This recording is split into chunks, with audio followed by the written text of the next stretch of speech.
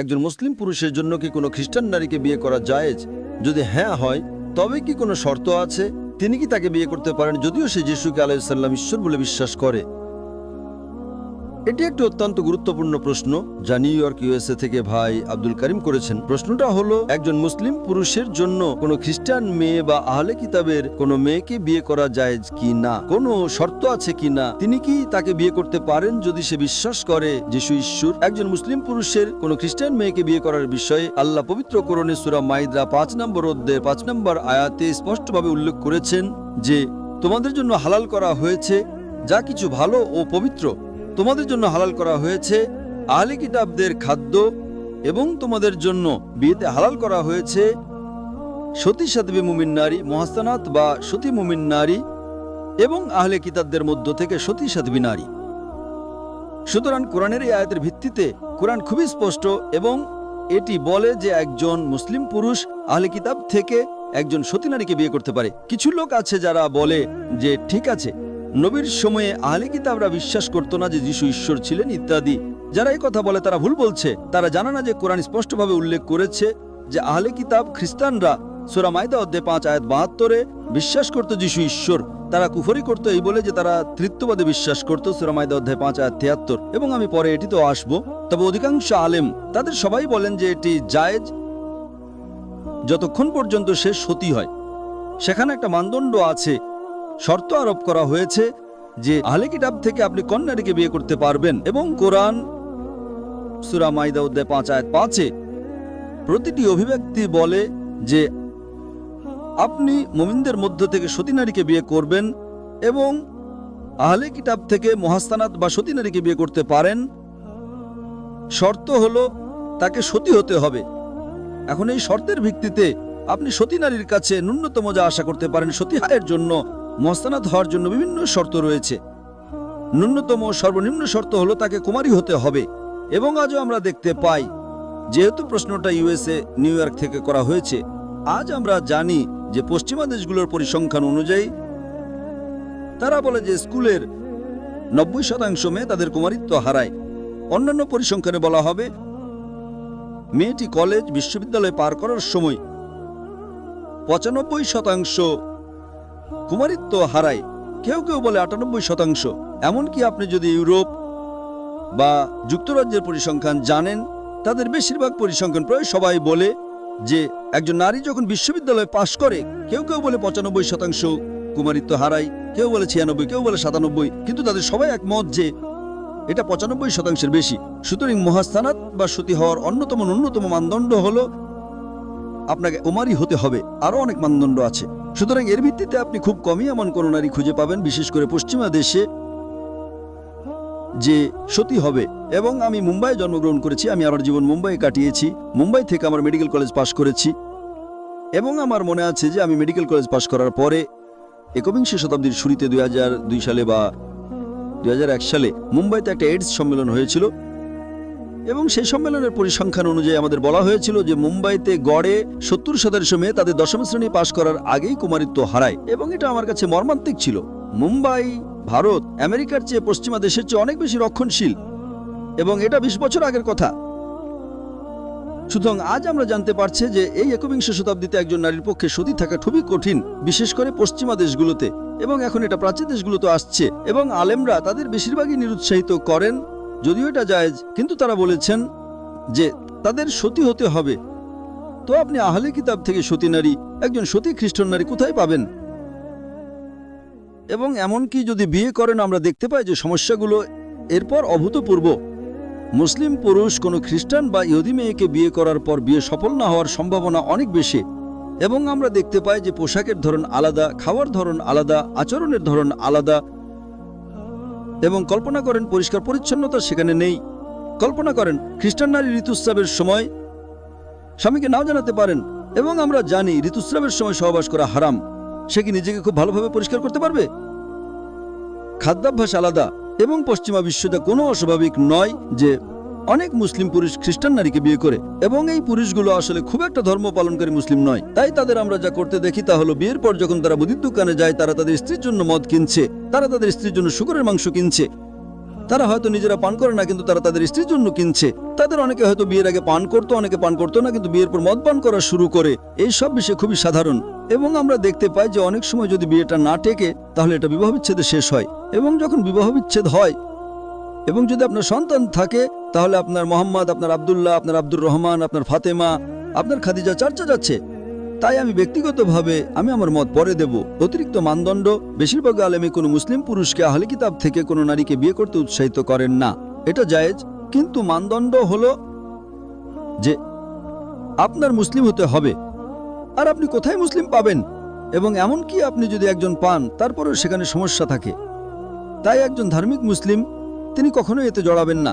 এবং আপনার কাছে যে অধিকাংশ ঘটনা আছে, যখন একজন মুসলিম পুরুষ খ্রিস্টান মেয়েকে বিয়ে করছে, 99.9% ক্ষেত্রে এটা প্রেমের বিয়ে। যেই মুহূর্তে আপনার গার্লফ্রেন্ড বয়ফ্রেন্ড আছে, তার মানে আপনি সতী নন। তো আপনারা কি করেন? আপনারা মেয়েটির সাথে বাইরে যান, সিনেমা দেখতে যান, খেতে বাইরে যান, নাচতে বাইরে যান। খুবই গুরুতর কুমারিত্ব, এমনকি গরমা হারামের সাথে যাকে বিয়ে করা যায় আছে তার সাথে নাচতে যাওয়া, সিনেমা দেখতে যাওয়া, এটা সতীত্বের ভাবনার বিরুদ্ধে। সে কোনো দানব নয়। সুতরাং আপনি যদি একজন খ্রিস্টান নারীর শক্ত মানদণ্ড প্রয়োগ করেন, যিনি মহাসানা খুবই কম খুঁজে পাওয়া সম্ভব, এবং বাস্তবে 21 শতাব্দীতে পরামর্শ অনুসরণ করা খুবই কঠিন।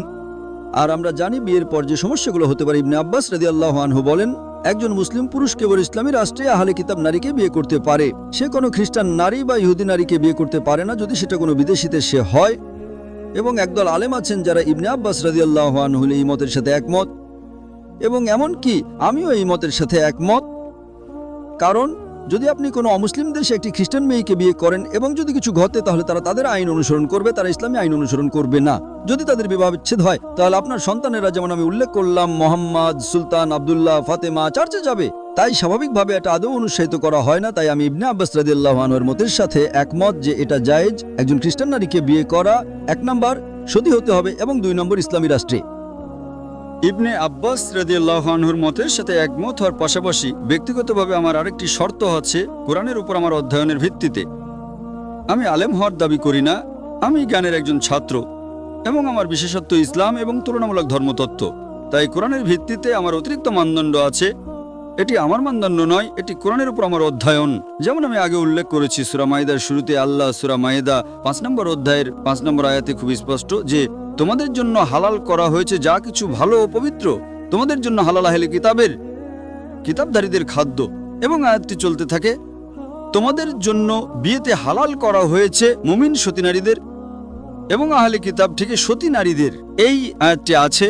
কিন্তু পবিত্র কোরআনের সূরা বাকারার 2 নম্বর অধ্যায়ের 221 নম্বর আয়াতে আরেকটি আয়াত আছে যা বলে যে কোনো অবিশ্বাসী নারীকে বিয়ে করো না, কোনো মুশরিকাকে, একজন মূর্তিপূজক যে নারী শিরক করে তাকে বিয়ে করো না যতক্ষণ না সে বিশ্বাস স্থাপন করে। একজন বিশ্বাসী নারী যে দাসী, যে বাদী, সে একজন অবিশ্বাসী নারীর চেয়ে, একজন মুশরিকার চেয়ে অনেক উত্তম, এমনকি যদি সে তোমাকে মুগ্ধ করে।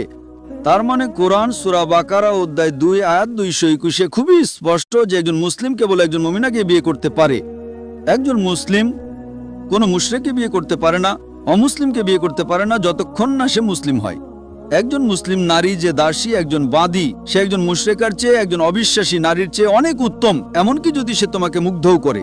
সে বিশ্বের সবচেয়ে ধনী নারী হতে পারে, সে বিশ্বের সবচেয়ে সুন্দরী নারী হতে পারে, সে খুবই আকর্ষণীয় হতে পারে, কিন্তু একজন বিশ্বাসী নারী যে দাসী, যে বাদী, সে একজন মুসলিম পুরুষের জন্য একজন অবিশ্বাসী নারী একজন অমুসলিম নারীর চেয়ে অনেক উত্তম। এটা খুব স্পষ্ট। তার মানে আপনি কোনো হিন্দুকে বিয়ে করতে পারবেন না, কিন্তু কোরআনে সূরা মাইদা অধ্যায় 5 আয়াত 5 ব্যতিক্রম আছে যে আপনি আহলে কিতাব থেকে সতী নারীকে বিয়ে করতে পারেন। কোরআন সূরা মাইদা অধ্যায় 5 আয়াত 72 খুবই স্পষ্ট। তারা কুফরি করছে, তারা ব্লাসফেমি করছে, যারা বলে যে আল্লাহ মরিয়ম তনি মুসি। তার মানে কোরআন সূরা মাইদা অধ্যায় 5 আয়াত 72 খুবই স্পষ্ট যে খ্রিস্টানরা বলে আল্লাহ যিশু মরিয়ম তনি মুসি, এবং আয়াতটি চলতে থাকে। যারা বলে আল্লাহ যিশু খ্রিস্ট মরিয়মের পুত্র, কিন্তু মসি বলেছিলেন, হে বনি ইসরাইল বা ইসরাইল সন্তানরা, আল্লাহর ইবাদত করো যিনি আমার রব এবং তোমাদের রব। নিশ্চয়ই বনি ইসরাইলের কেউ যদি আল্লাহর সাথে শরিক করে তাহলে তার জন্য জান্নাত হারাম এবং আগুন হবে তার বাসস্থান, এবং পরকালে তার কোনো সাহায্যকারী থাকবে না। তাহলে এটাই ছিল যীশু খ্রিস্টের বার্তা যা পবিত্র কোরআনে রূপান্তরিত হয়েছে। কিন্তু আল্লাহ আরো বলেন যে এই খ্রিস্টানরা বলে যে আল্লাহ যিশু মরিয়মের পুত্র। আল্লাহ আরো বলেন সূরা মাইদা অধ্যায় 5 আয়াত 73 যারা বলে আল্লাহ তিনের মধ্যে এক, আল্লাহ তৃতীয়। তাহলে এখানে কোরআন বলে যে খ্রিস্টানরা কুফরি করছে, এটা বলে যে যীশু খ্রিস্ট আলাইহিস সালাম সর্বশক্তিমান ঈশ্বর। তারা তৃতীয়বাদে বিশ্বাস করে। সূরা বাকারা 2 নম্বর অধ্যায়ের 221 নম্বর আয়াতে বলে আপনি এমন কাউকে বিয়ে করতে পারবেন না যে শিরক করে। দুঃখিত, সূরা মায়েদা অধ্যায় 5 আয়াত 5 বলে আপনি আহলে কিতাব থেকে সতী নারীকে বিয়ে করতে পারেন। সুতরাং এই সব আয়াতগুলো একসাথে রাখলে মনে হয় একটা স্পষ্ট স্ববিরোধিতা আছে। যদি আল্লাহ কোরআনে খুবই স্পষ্ট হন যে তারা কুফরি করে, তারা শিরক করে, এবং কোরআন বলে একজন পুরুষ মুশরিকাকে বিয়ে করতে পারে না, তাহলে সূরা মাইদা কি করে বলল আপনি আহলে কিতাবকে বিয়ে করতে পারেন? মনে হয় একটা স্ববিরোধিতা আছে। এবং আল্লাহ কোরআনের সূরা নিসা অধ্যায় 4 বলেন যে তারা কি কোরআন নিয়ে গভীরভাবে চিন্তা করে না, তারা কি কোরআন নিয়ে যত্ন সহকারে ভাবে না? যদি এটা আল্লাহ ছাড়া অন্য কারো কাছ থেকে হতো তাহলে তো অনেক স্ববিরোধিতা থাকতো, তাহলে কোনো স্ববিরোধিতা থাকতে পারে না। তাই আলহামদুলিল্লাহ, যেহেতু আমি তুলনামূলক ধর্মতত্ত্বের ক্ষেত্রে আছি, কোরআনের একটি আয়াত আছে যাই প্রশ্নের উত্তর দেয়। আল্লাহ কোরআনের সূরা আলে ইমরান অধ্যায় 3 আয়াত 110 বলেন, যেটা একটা অত্যন্ত প্রসিদ্ধ আয়াত। আল্লাহ বলেন, হে মুসলিমরা, তোমরাই হলে সর্বোত্তম জাতি যা মানব জাতির জন্য আবির্ভূত হয়েছে, কারণ আমরা সৎ কাজের আদেশ দেই এবং অসৎ কাজ থেকে নিষেধ করি এবং আল্লাহর প্রতি বিশ্বাস রাখি। তাহলে কোরআনের এই আয়াতটা একটা অত্যন্ত গুরুত্বপূর্ণ আয়াত, যেখানে বলা হয়েছে যে মুসলিম উম্মাহ মানব জাতির জন্য আবির্ভূত সর্বোত্তম জাতি, এবং কারণটা হচ্ছে আমরা সৎ কাজের আদেশ দেই এবং অসৎ কাজ থেকে নিষেধ করি এবং আমরা আল্লাহর প্রতি বিশ্বাস রাখি। এটা একটা অত্যন্ত প্রসিদ্ধ আয়াত, কিন্তু এটা সম্পূর্ণ আয়াত নয়, এটা অর্ধেক আয়াত। আয়াতটি চলতে থাকে। যদি আহলে কিতাবরা ঈমান আনতো, বিশ্বাস করত, তাহলে তাদের জন্য ভালো হতো। তাদের মধ্যে কিছু আছে যারা বিশ্বাসী, কিন্তু তাদের বেশিরভাগই পথভ্রষ্ট ফাসিক। তাহলে এখানে সূরা ইমরান অধ্যায় 3 আয়াত 110 আল্লাহ বলছেন যে আহলে কিতাবদের মধ্যে কিছু আছে যারা মুমিন, তার মানে তারা বিশ্বাসী, তার মানে তারা বিশ্বাস করে না যে যিশু ঈশ্বর, তারা তৃতীয়বাদে বিশ্বাস করে না। তাহলে আপনি কেবল তাদের বিয়ে করতে পারবেন, সতীদের। এটা কোরআনের সূরা বাকারার 2 নম্বর অধ্যায়ের 221 নম্বর আয়াতের সাথে সাংঘর্ষিক হবে না। তাই আমার মতে, আমার বিনম্র অধ্যয়নে, আমি আলেম হওয়ার দাবি করি না। অতিরিক্ত মানদণ্ড হচ্ছে নারীটা সতী হওয়ার পাশাপাশি, এবং এটা একটা ইসলামী রাষ্ট্রে হওয়ার পাশাপাশি তৃতীয় মানদণ্ড হচ্ছে তাকে বিশ্বাসী হতে হবে, তাকে মুমিন হতে হবে। তার মানে তার বিশ্বাস করা উচিত না যে যিশু ঈশ্বর, তারা তৃতীয়বাদে বিশ্বাস করে না। এবং নবীর সময় এমন লোক ছিল, উদাহরণ হলো ওয়ারাকা বিন নৌফেল, যিনি খাদিজা রাদিয়াল্লাহু আনহার চাচাতো ভাই ছিলেন এবং তিনি একজন খ্রিস্টান ছিলেন, কিন্তু তিনি তখন মুমিন ছিলেন। তারপর দেখবেন যে খুব কম সাহাবী, আমি বলছি জায়েজ তা না, কিন্তু মানদণ্ড আছে যে আহলে কিতাব নারী, খ্রিস্টান বা ইহুদি নারী মুহসানা হওয়া উচিত, সতী হওয়া উচিত, একটা ইসলামী রাষ্ট্রে হওয়া উচিত এবং মুমিন হওয়া উচিত, তার শিরক করা উচিত না। এই কারণে খুব কম সাহাবী, আমি মনে করি উসমান রাদিয়াল্লাহু আনহু আল্লাহ তার উপর সন্তুষ্ট হন, হুযায়ফা রাদিয়াল্লাহু আনহু আল্লাহ তার উপর সন্তুষ্ট হন, খুব কম সাহাবী ছিলেন যাদের আহলে কিতাব থেকে স্ত্রী ছিল। কিন্তু মুসলিমদের প্রতি আমার পরামর্শ, বিশেষ করে পশ্চিমা দেশগুলোতে, এই আয়াতের অন্যায্য সুবিধা নেবেন না এবং মনে করবেন না যে এটা ঠিক আছে। এই আয়াতটি অত্যন্ত স্পষ্ট যে তাকে মুহসানাত হতে হবে, সতী নারী পাওয়া অত্যন্ত কঠিন। এবং যদি আপনি ইবনে আব্বাসের শর্ত প্রয়োগ করেন যেটা একটা ইসলামী রাষ্ট্র হওয়া উচিত, তাহলে স্বাভাবিকভাবে প্রশ্নটা নিউ ইয়র্ক থেকে, পশ্চিমা দেশ থেকে। আমি পুরোপুরি দ্বিমত পোষণ করব যে একজন মুসলিম পুরুষের আহলে কিতাব থেকে একজন নারীকে বিয়ে করা উচিত, বিশেষ করে পশ্চিমা দেশে। এমনকি ইসলামী রাষ্ট্রেও তাকে মুহসানাত হতে হবে এবং তাকে একজন বিশ্বাসী হতে হবে, তাকে মুমিন হতে হবে। এবং আমরা যা দেখছি যে এই বিয়েগুলোর বেশিরভাগই প্রেমের বিয়ে। সে কিভাবে মুহসানাত হতে পারে? ঠিক আছে, যদি আপনি এমন একটা নারীকে খুঁজে পান যে একজন খ্রিস্টান নারী ছিল, যে ইসলাম গ্রহণ করেছে কারণ সে ইসলাম পছন্দ করে, সমস্যা নেই। কেউ যে ইসলাম গ্রহণ করে এবং সে একজন নবমুসলিম, তারপর আপনি বিয়ে করেন, সমস্যা নেই। কিন্তু আপনি তার সাথে প্রেমে পড়লেন, এরপর আপনারা হয়তো কোনো কাজীর কাছে গেলেন এবং নামমাত্র শাহাদাটা পাঠ করলেন, এটা কেবল প্লাস্টিক সার্জারি। আপনার সন্তানরা আপনার মোহাম্মদ, আব্দুল্লাহ, ফাতেমা বা খাদিজা চার্চে যাওয়ার সম্ভাবনা অনেক বেশি। আমি পুরোপুরি দ্বিমত পোষণ করি। এবং এই ধরনের মুসলিমরা ধর্মপালনকারী মুসলিম নয়। একজন ধর্মপালনকারী মুসলিম আসলে কোনো খ্রিস্টান মেয়ের প্রেমে পড়বে না। সুতরাং স্বাভাবিকভাবেই, কারণ আপনার দিন দুর্বল এবং তারপর আপনি কোরআনের আয়াত থেকে অজুহাত নেন আর বিয়ে করেন। আমি হারামকে জায়েজ করছি না, আমি বলছি শর্ত আছে এবং এমন কিছু খুঁজে পাওয়া খুবই কঠিন, খুবই কঠিন। তাই মুসলিম যুবক পুরুষ এবং তরুণ ছেলেদের প্রতি আমার পরামর্শ যে কোরআনের এই আয়াতকে ব্যবহার করে দয়া করে খ্রিস্টান নারীকে বিয়ে করতে যাবেন না। বিভিন্ন শর্ত আছে, সেগুলো পূরণ করা প্রায় অসম্ভব এবং অমুসলিম দেশে করা অনেক আলেমদের মধ্যে জায়েজ নয়, এবং আমি তার সাথে একমত। এবং এগুলো কেবল মোহ বা পশ্চিমা দেশে বসবাস করা, আপনি কাজে যান, আপনি স্কুলে যান, তাই এই বিষয়গুলো থেকে আমাদের দূরে থাকা উচিত। যদি আপনি সত্যি একজন রিভার্টার ইসলাম গ্রহণ করেছে, একটা নবমুসলিমা পান, এ কারণে নয় যে আপনি প্রেমে পড়েছেন এবং সে ইসলামের নীতিগুলো মেনে চলছে এবং সেদিনে 5 ওয়াক্ত নামাজ পড়ছে এবং একজন ভালো শালীন নারী, তাহলে কোনো সমস্যা নেই। কিন্তু দয়া করে প্রেমে জড়াবেন না এবং তারপর বলবেন না ইসলামে অনুমতি আছে। দয়া করে এটা থেকে দূরে থাকবেন। এটা শুধু আপনার জন্য খারাপ হবে না, পরবর্তী প্রজন্মের জন্য খারাপ হবে। আশা করি উত্তরটা পেয়েছেন। এখন আমি যেটা পড়ছি, এলান আক্তার 2023 সালে নভেম্বরে নাইজেরিয়ায় আপনার বক্তৃতার সফরের সময় সোশ্যাল মিডিয়ায় ব্যক্তিগত জেট বিমানে উড়ে যাওয়া এবং ব্যাপক নিরাপত্তা সহ বুলেট প্রুফ গাড়িতে ভ্রমণের ছবি পোস্ট করার উদ্দেশ্য কি ছিল? এটা কি লোক দেখানো এবং অপচয় নয়? আমরা আপনাকে আপনার দাওয়ার জন্য ভালোবাসি, আপনার বিলাসিতা এবং অপচয়ের জন্য নয়। এটা একটা অত্যন্ত গুরুত্বপূর্ণ প্রশ্ন। এটি 29 অক্টোবর থেকে 10 নভেম্বর পর্যন্ত নাইজেরিয়ায় আমার বক্তৃতা সফরের কথা উল্লেখ করছে। এটা প্রায় 2 সপ্তাহের জন্য ছিল এবং বক্তৃতাটি খুব সফল ছিল। আর আমার মনে আছে যে আমি সোশ্যাল মিডিয়ায় 2বার পোস্ট করেছিলাম যে আমি সোকোটো থেকে ইলোরিন এবং দ্বিতীয়বার ইলোরিন থেকে আবুজাই ব্যক্তিগত জেট বিমানে উড়েছিলাম। এবং যখন আমি এটা আমার সোশ্যাল মিডিয়ায় ফেসবুকে, ইনস্টাগ্রামে ইত্যাদিতে পোস্ট করি, তখন হাজার হাজার মন্তব্য ছিল। আর আলহামদুলিল্লাহ তাদের বেশিরভাগই বলেছিল, মাশাআল্লাহ, আল্লাহ আপনাকে পুরস্কৃত করুন, আপনি দুর্দান্ত কাজ করছেন, আল্লাহ আপনার মঙ্গল করুন, আল্লাহ আপনাকে আরো নিয়ামত দিন। 99%-এর বেশি মন্তব্য ছিল ইতিবাচক। হাজার হাজার মন্তব্যের মধ্যে খুব কম সংখ্যক মন্তব্য, সম্ভবত 0.0001% বা 0.001%, খুব কম সংখ্যক লোক বলেছিল যে আপনি কেন পোস্ট করছেন যে আপনি একটা ব্যক্তিগত জেট বিমানে উড়ছেন, এটা কি অপচয় নয়, এর উদ্দেশ্য কি? এবং সেই কারণে আমি এই প্রশ্নটি বেছে নিয়েছি যা জিজ্ঞাসা করা হয়েছিল। আল্লাহ সূরা বাকারা 2 নম্বর অধ্যায়ে 271 নম্বর আয়াতে বলেছেন যে যখন আপনি দান করেন এবং আপনি যে দান করেছেন তা ঘোষণা করেন, তবে তা ভালো, কিন্তু যখন আপনি আপনার দান গরিব মানুষের কাছে গোপনে পৌঁছান তখন তা আরো ভালো। সুতরাং আল্লাহ বলেন যখন আপনি দান করেন তখন আপনি এটা গোপন রাখতে পারেন। যেমন হাদিস বলে, যখন আপনার ডান হাত দান করে তখন বাম হাতের জানা উচিত নয়। এটা ভালো, কিন্তু তার মানে এই নয় যে ঘোষণা করা যাবে না। এটা আপনার উদ্দেশ্যের উপর নির্ভর করে। যদি আপনার উদ্দেশ্য লোক দেখানো হয় তবে ঘোষণা করা ভালো নয়, কিন্তু যদি আপনার উদ্দেশ্য অন্যদের উৎসাহিত করা হয়, যখন আপনি দান করেন এবং যখন আপনি ঘোষণা করেন এবং আপনি অন্যদের উৎসাহিত করেন, তবে এটা ভালো। কারণ আপনার মূল নিয়ত হলো যাতে অন্যরাও দানে যোগ দেয়, অন্যরাও সওয়াব পায়।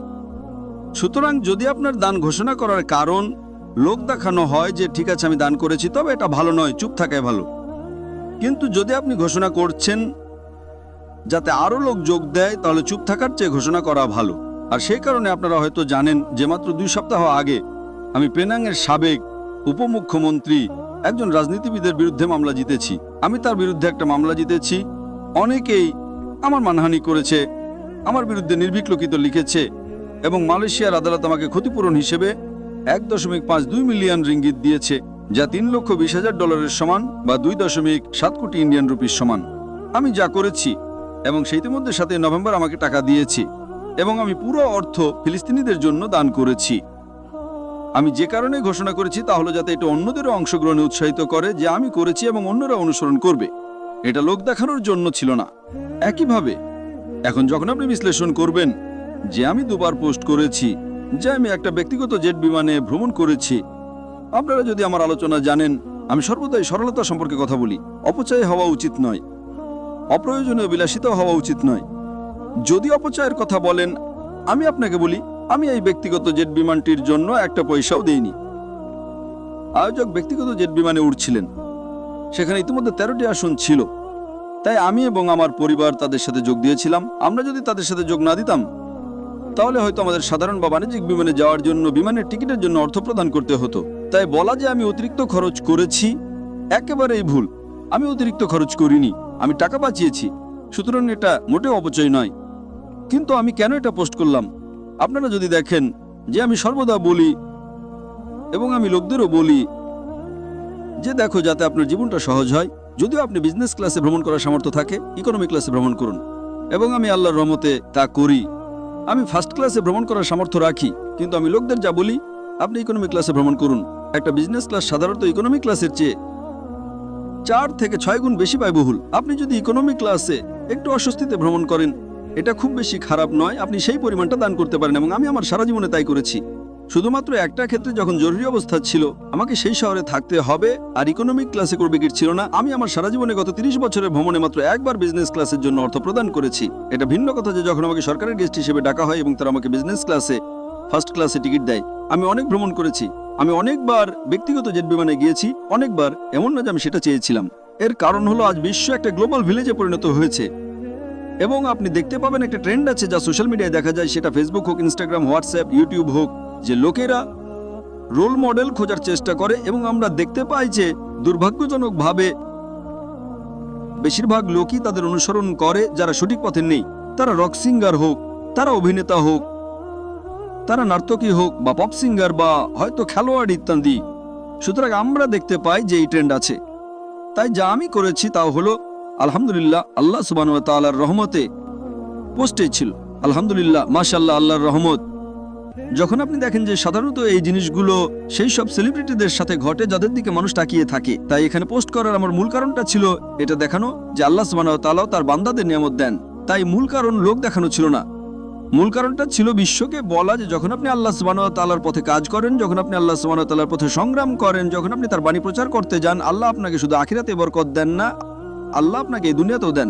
যেমন আল্লাহ সূরা বাকারা 2 নম্বর অধ্যায়ের 271 নম্বর আয়াতে বলেছেন যে যদি আপনি এই দুনিয়ার জন্য চেষ্টা করেন তাহলে আল্লাহ আপনাকে দুনিয়া দেবেন কিন্তু আখিরাত দেবেন না।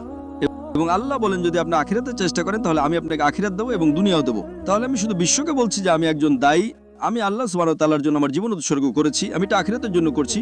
কিন্তু আল্লাহ সুবহানাহু ওয়া তাআলার উদারতা দেখুন, আল্লাহ সুবহানাহু ওয়া তাআলার নিয়ম দেখুন যে ইনশাআল্লাহ আল্লাহ আমাকে আখিরাত দেবেন ইনশাআল্লাহ।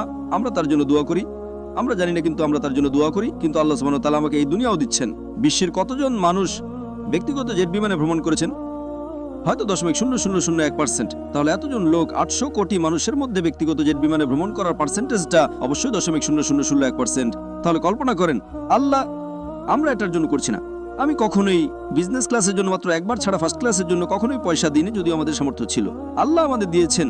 তাই কারণটা হলো দেখানো যে আল্লাহ সুবহানাহু ওয়া তাআলা এমনকি সেই লোকদেরও আশীর্বাদ করেন যারা আখিরাতের জন্য সংগ্রাম করে। আমাদের আজ যা আছে তাহলে আমরা রোল মডেলদের দিকে তাকিয়ে থাকি। আর মুসলিমদের জন্য বেস্ট রোল মডেল হলেন মুহাম্মদ সাল্লাল্লাহু আলাইহি সাল্লাম। আমাদের প্রিয় নবী মুহাম্মদ সাল্লাল্লাহু আলাইহি সাল্লাম হলেন বেস্ট রোল মডেল, আর অন্যান্য আম্বিয়া হলেন রোল মডেলদের দ্বিতীয় পর্ব। তারপর আমাদের খুলাফায়ে রাশিদিন আছেন, তারা দ্বিতীয় বেস্ট রোল মডেল। তারপর আমাদের সাহাবীরা আছেন, এই রোল মডেলরা প্রাচীন অতীতের। তারপরে আমাদের সম্প্রতি অতীতের রোল মডেল আছেন, তারপর আমাদের জীবিত রোল মডেল আছেন। তাই আজকে আমরা যে কারণটা দেখি যে এটা অতীতে ঘটেছিল, অতীত ভালোই, ঠিক আছে, আমরা অতীতের উত্তর সম্পর্কে জানি। আমরা জানি যে আল্লাহ অতীতে দুর্বল লোকদের বিজয় দিয়েছিলেন। আজকের কি হবে সেটা হয়তো 1400 বছর আগে, 1000 বছর আগে, বা হয়তো কয়েক হাজার বছর আগে ঘটেছিল। দাউদ আর জালুতের কথা বলা, বদর যুদ্ধের কথা বলা, কিন্তু আল্লাহ উদাহরণ দিয়েছেন। এমনকি আমরা তালেবানদের সম্পর্কেও জানি। 20 বছরের বেশি সময় ধরে বিশ্বের সবচেয়ে ধনীদের সবচেয়ে শক্তিশালী দেশ, তারা তাদের ধ্বংস করার চেষ্টা করেছিল। তারা $1 ট্রিলিয়ন বেশি খরচ করেছিল, কিন্তু তবুও তালেবানরা বিশ্বের সবচেয়ে দুর্গুণের মধ্যে অন্যতম ছিল, তারা বিজয়ী হয়েছিল। তাহলে এখানে আপনি দেখছেন যে এটা একটা উদাহরণ যে লোকেরা আল্লাহ সুবহানাহু ওয়া তাআলার পথে সংগ্রাম করে। আমরা বিলাসিতার জন্য যাই না যেটা আল্লাহ সুবহানাহু ওয়া তাআলা আপনাকে দিয়েছেন। তাহলে আমার উদ্দেশ্যটা ছিল শুধুমাত্র সেই নিয়ামতটা দেখানো যে আল্লাহ সুবহানাহু ওয়া তাআলা এই পথে চলা ব্যক্তিকে দিয়েছেন। আর সেই কারণে বলেছিলাম যে নিরাপত্তার সাথে বুলেট প্রুফ গাড়িতে ভ্রমণ করেছি। আমরা দেখতে পেয়েছি যে নাইজেরিয়াতে প্রচুর নিরাপত্তা ছিল। এমন না যে কেউ আমাকে আক্রমণ করতে যাচ্ছে। আলহামদুলিল্লাহ, নাইজেরিয়ার মানুষ আমাকে ভালোবাসে, কিন্তু এটা একটা প্রোটোকল যেটা তারা শুধু রাষ্ট্রপ্রধানকে নয় বরং একজন দায়ীকেও দেয়। আমার মনে হচ্ছে যে আমি যখন গাম্বিয়া গিয়েছিলাম, গাম্বিয়ার রাষ্ট্রপতি আমাকে যে পরিমাণ সম্মান দিয়েছিলেন, তার প্রধান প্রোটোকল অফিসার বলেছিলেন যে আপনি যে প্রোটোকল পেয়েছেন তা রাষ্ট্রপ্রধানরাও পান না। আমি ইন্দোনেশিয়া গিয়েছিলাম এবং আমি দেখতে পেলাম যে যখন আমি নামলাম, যখন আমি আমার হোটেলে পৌঁছালাম, প্রতি 50 মিটার পর পর একজন পুলিশ ছিল।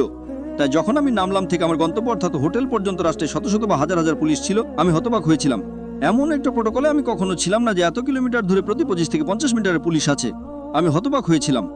তাই এটা তাদের ভালোবাসা। তাই এটি আল্লাহ সুবহানাহু ওয়া তাআলার একটা নিয়ামত বিশ্বকে দেখানোর জন্য যে আপনি আল্লাহ সুবহানাহু ওয়া তাআলার পথে সংগ্রাম করুন, আল্লাহ আপনাকে সম্মান দেন। আমাদের সেলিব্রিটি, এই পপ তারকা, গায়করা আছে, তাদের 1 million follower, 5 million follower, 10 million follower, 20 million follower আছে। তাই আল্লাহ সুবহানাহু ওয়া তাআলা একজন দায়ীকেও লক্ষ লক্ষ ফলোয়ার দিতে পারেন, তা ফেসবুকে হোক বা ইউটিউবে হোক। তাই যখন আমরা দেখি আলহামদুলিল্লাহ যে আমার ফেসবুকে 23.7 মিলিয়ন ফলোয়ার আছে, বিশ্বে এমন কোন ইংরেজি ধর্মীয় বক্তা নেই, সে হিন্দু বা খ্রিস্টান বা মুসলিম হোক, যাকে আল্লাহ 23 মিলিয়নেরও বেশি ফলোয়ার দিয়েছেন। এবং আলহামদুলিল্লাহ এটি আল্লাহ সুবহানাহু ওয়া তাআলার পক্ষ থেকে একটা আশীর্বাদ। এটি লোক দেখানোর জন্য না, এটি দেখানোর জন্য যে আপনি আল্লাহ সুবহানাহু ওয়া তাআলার পথে সংগ্রাম করুন, আল্লাহ পথ খুলে দেন। তাই যখন আমি আমার ব্যক্তিগত জেট বিমানে ভ্রমণের পোস্ট দিয়েছিলাম, যা বিশ্বের খুব কম শতাংশ, 0.001% লোক করেছে, বা এত নিরাপত্তা সহ বুলেট প্রুফ গাড়ি থাকা, এটা একটা সম্মান, এটা একটা প্রোটোকল। তাই কারণটা ছিল বিশ্বকে দেখানো যে আল্লাহ আপনাকে এই দুনিয়াতে এবং আখিরাতে যে সম্মান দেন। তাই এটি মুসলমানদের একটা ইঙ্গিত দেওয়া যে আপনি আল্লাহ সুবহানাহু ওয়া তাআলার পথে সংগ্রাম করুন, আপনি আখিরাতের জন্য সংগ্রাম করুন, আল্লাহ আখিরাতেও দেবেন, এই দুনিয়াও দেবেন। তাই ওটাই ছিল একমাত্র উদ্দেশ্য। সেই কারণে 99%-এরও বেশি মন্তব্যে বলা হয়েছে মাশাআল্লাহ, আল্লাহ আপনাকে আরো দান করুন। তারা কারণটা বুঝতে পেরেছে। হয়তো 0.1% লোক থাকতে পারে প্রশ্নকর্তার মতো, যারা জিজ্ঞেস করেছে উদ্দেশ্য কি ছিল, তারা হিকমা বা প্রজ্ঞা বোঝে না। কারণ আমি সর্বদাই বলি এবং আমি বলি যে একজন ব্যক্তির সাদাসিধে থাকা উচিত, এবং আমি বলি যে আল্লাহ আমাকে এই দুনিয়াতেও আশীর্বাদ করেছেন, কিন্তু তা সত্ত্বেও আমরা সাদাসিধে থাকি। এবং আমি আমার বক্তৃতায় অনেকবার বলেছি যে আমার একটা টয়োটা ইনোভা গাড়ি আছে, সেটাই সর্বোচ্চ। আমি বলেছি আমি এর চেয়ে দামি গাড়ি কিনতে পারি না। কেন? কারণ আমার মনে হয় এর উপরে যাওয়া ভালো হবে না। এটা হারাম নয়। আল্লাহ আমাকে সামর্থ্য দিয়েছেন, যখন আমি প্রতি বছর লক্ষ লক্ষ রিঙ্গিত এবং লক্ষ লক্ষ রিয়েল আয় করছি, তাই সহজে আমি মার্সিডিজ কিনতে পারি, বা এমনকি রোলস রয়েস কেনার সামর্থ্যও আছে, যা আল্লাহ আমাকে আশীর্বাদ করেছেন। কিন্তু আমার একটা টয়োটা ইনোভা গাড়ি আছে, সেটাই সর্বোচ্চ, যা আমি মনে করি এর উপরে ভালো হবে না। এটা ঠিক নয়। কিন্তু আমরা জানি যে আমরা কাতার বিশ্বকাপের সময়, অর্থাৎ গত বছর 2022 সালে কাতারে ব্যবসা শুরু করেছিলাম, এবং আমরা বিশ্বকাপের জন্য কাতারে একটা বিলাসবহুল গাড়ি কোম্পানি শুরু করেছিলাম, এবং এটা ছিল বৃহত্তম বিলাসবহুল গাড়ি কোম্পানি। আর আল্লাহর রহমতে আমাদের Rolls Royce, Lamborghini, Bentley Flying Spur, Bentayga, Maybach, Mercedes S450, আমাদের পোর্শে ছিল, শীর্ষ মডেলের 134টা বিলাসবহুল গাড়ি ছিল। আলহামদুলিল্লাহ, সেটা ব্যবসার জন্য। কল্পনা করেন আমার পিস রেন্টাল কারে যে সবচেয়ে সস্তা গাড়িটা ছিল, সেখানে সবচেয়ে সস্তা গাড়িটা আমার ব্যক্তিগত ব্যবহারের জন্য যে টয়োটা গাড়ি আছে তার চেয়ে 3 গুণ বেশি দামি। 3 গুণ বেশি দামি। এতটাই যে আমি যখন আমার মেয়েকে দেখতে গিয়েছিলাম কাতারে, আমি সবচেয়ে নিচু গাড়িটা নিয়েছিলাম, যা মার্সিডিজ E-ক্লাস E200, আমার বহরের সবচেয়ে সস্তা গাড়ি। কারণ বাইরে ভাড়া করতে আমাকে টাকা দিতে হতো, এটা উপলব্ধ ছিল, তাই আমি সবচেয়ে সস্তা গাড়িটা নিয়েছিলাম। এবং আমি নিশ্চিত করি যে যদি আমি আমার গাড়ি ব্যবহার করি, তাহলে আমি সবচেয়ে নিচু গাড়িতে ভ্রমণ করি। আমি সেরা গাড়িতেও ভ্রমণ করতে পারতাম, এবং এখন আরো সস্তা গাড়ি কিনেছি, যাতে আমি ভ্রমণ করলে এটা একটা সস্তা গাড়ি হয়। কিন্তু যখন একজন দায়ী আসেন, এবং আমি একটা নিয়ম করেছি যে এখন যেহেতু বিশ্বকাপ শেষ হয়ে গেছে, ব্যবসাটা খুব লাভজনক নয়, তারপরেও আমি এটা বজায় রেখেছি, যাতে কোনো লাভ নেই, কোনো ক্ষতি নেই। কিন্তু একই সময় যে কোনো দায়ী কাতারে আসেন, তিনি আরবি দায়ী হন বা ইংরেজি দায়ী হন, যদি তিনি একজন ইসলামী কার্যকরী হন, তাহলে এই গাড়িগুলো সৌজন্যমূলক। এবং অনেক সময় বিশ্বের বিভিন্ন প্রান্ত থেকে অনেক দায়ী এসেছেন, আমরা তাদের সেরা গাড়ি দিই। বিলাসবহুল গাড়ি নয়, সুপার লাক্সারিয়াস গাড়ি। তারা মেব্যাকে বসেন, তারা বেন্টলিতে বসেন। কল্পনা করুন একদিনের জন্য রোলস রয়েস, ল্যাম্বরগিনি বা বেন্টলি ভাড়া করা 9,000 রিয়াল, যা $25,000। অবশ্যই একজন সাধারণ মানুষের জন্য এটা কঠিন, এটা অপচয়, কিন্তু এটাই ব্যবসা। আমরা কোটিপতি বা বিলিয়নিয়ারদের সেবা দিচ্ছি, তাই এটা একটা বিশেষ বাজার। কিন্তু যখন একজন দায়ী আসেন, আমি তাকে বিনামূল্যে দিই। আমার কেবল পেট্রোলের খরচ হচ্ছে, কারণ গাড়ি আছে, ড্রাইভার আছে, কেউ না এলেও গাড়ি আছে, খরচ নেই। তাই আমার খরচ শুধুমাত্র পেট্রোলের, যা হতে পারে 60 রিয়াল, হয়তো $15। তাই দায়ীর ওপর নির্ভর করে আমি সেরা গাড়িটাই দায়ীকে দিই, এবং তাদের বেশিরভাগ দায়ী এই উচ্চমানের বিলাসবহুল গাড়িতে কখনোই বসেননি। তাই আমি তাদের সম্মান জানাতে চাই, এটা বিলাসিতা বা অপচয়ের জন্য নয়। এটা এই কারণে যে আপনি একজন দায়ী, আমি আপনাকে বিনামূল্যে দিচ্ছি। অবশ্যই আপনি দিনে $25,000 খরচ করতে পারেন না, এটা খুবই ব্যয়বহুল। আপনি বিশ্বের যে প্রান্ত থেকে কাতারে আসুন না কেন, আপনার ইকোনমিক ক্লাস বিমানের ভাড়া নিশ্চিতভাবে একদিনের জন্য $25,000 কম হবে। আর আমরা সেখানে 1 সপ্তাহের জন্য থাকি, আমরা পুরোটা দিই। তাই কাতারে এই ভাড়ার গাড়ি বজায় রাখার অন্যতম কারণ হলো দায়ীদের বিনামূল্য সেবা দেওয়া। অবশ্যই রোলস রয়েস, ল্যাম্বরগিনি, বেন্টলির মতো সুপার লাক্সারিয়াস গাড়ি ব্যবহার করা বা ভ্রমণ করা খুব কম লোকেরই আছে, তারপরেও আমরা এর মালিক। আমি ব্যক্তিগতভাবে এই গাড়িতে বসি না, কোম্পানিটা আমার ছেলের নামে, আমার নামে নয়। কিন্তু আমি কেবল একটা উদাহরণ দিচ্ছি, আমরা দায়ীদের সম্মান করতে চাই। একইভাবে যখন জেট বিমানের মালিকরা, আমার মনে আছে যখন একজন ব্যক্তি দক্ষিণ আফ্রিকায় তার জেট বিমান পাঠিয়েছিল আমাকে নেওয়ার জন্য, আমি বলেছিলাম যে এর খরচের বদলে আপনি অনুদান করতে পারেন। তারা বলে না না, আমি সেলিব্রিটিদের দেই, বিশ্বে আপনার মতো একজন দায়ীকে দেওয়ার চেয়ে ভালো সব কি পেতে পারি। তাই এখানে আল্লাহ তার নিয়ামত দিচ্ছেন।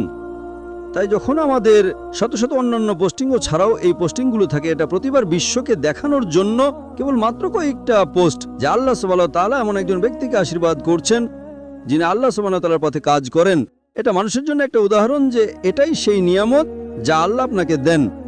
তাই এটা কেবল বিশ্বকে দেখানোর জন্য যে আল্লাহ সুবহানাহু ওয়া তাআলা আপনার যত্ন নেন। আপনি নিশ্চিত হন যে আপনার জীবনে আপনি অপচয়কারী হবেন না, কিন্তু আল্লাহ আপনাকে বিলাসিতা দেবেন। তাই এটা একটা আশীর্বাদ যে আমার সন্তানরা, আমরা বিশ্বের বিভিন্ন দেশে ভ্রমণ করেছি, তারা সেরা হোটেলে 5 স্টার, 6 স্টার, 7 স্টার, 10 স্টার হোটেলে থেকেছে, তারা সেখানে ছিল। একই সময় তারা সাধারণ হোটেলেও গেছে। আমরা তাদের প্রশিক্ষণ দিয়েছি যে তাদের একটা সাদাসিধে জীবনযাপন করার জন্য একজন দায়ী হিসেবে প্রস্তুত থাকতে হবে। সেই কারণে আমি অনেকবার বলেছি যে ব্যক্তিগতভাবে আমি এবং আমার স্ত্রীর মাসিক খরচ মাত্র $500, মাত্র $500, যাতে আমরা আমাদের জীবনযাত্রার মান নিচু রাখি। কিন্তু আল্লাহ সুবহানাহু ওয়া তাআলার জন্য যখন আমরা ভ্রমণ করি, তখন আমরা নিশ্চিত করি যে আমরা আল্লাহর পথে ব্যয় করি, আর আল্লাহ আমাদের দিচ্ছেন, তাই এইসব আল্লাহ সুবহানাহু ওয়া তাআলার রহমতের কারণে। তাই পোস্ট করার মূল উদ্দেশ্য, তা ব্যক্তিগত জেট বিমান হোক বা নিরাপত্তা বা বুলেট প্রুফ গাড়ি, সেটা হলো দেখানো যে আল্লাহ তার বান্দাদের আশীর্বাদ করেন। আশা করি প্রশ্নের উত্তর পেয়েছেন।